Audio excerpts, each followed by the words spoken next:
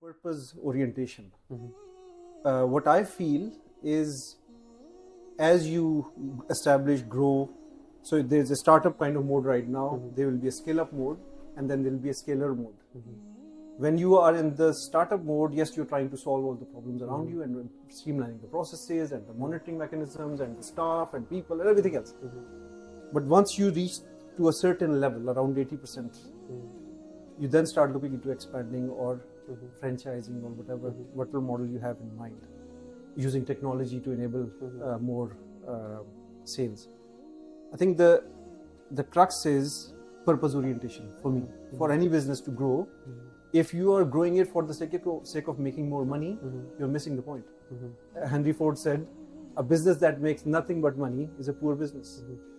If your business is just making money by selling the desserts, it's a poor business because it has to add value to people's lives somehow.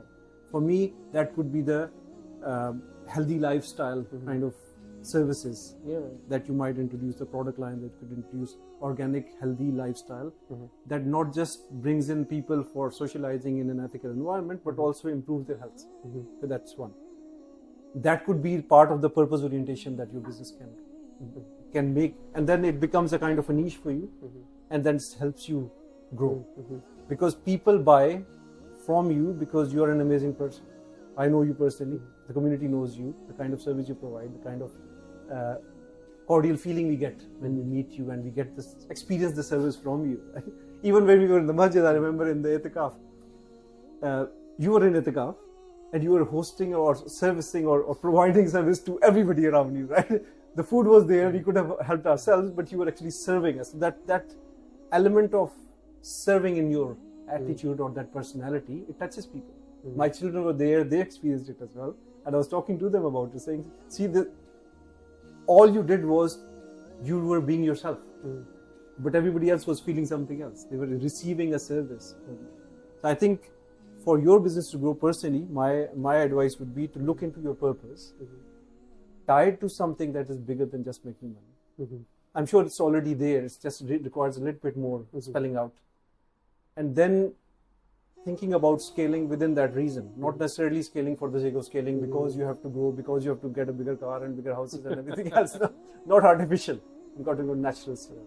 So that's my understanding. But I think the great thing is you have done it. You have transitioned from being an employee to an entrepreneur, from a kind of a slave mindset of being a slave of a system to breaking the shackles and actually doing it yourself, being your own boss.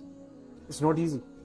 Many people fail and they fail miserably, and then they don't really learn from their mistakes. They go back to their jobs and they feel that safety in it.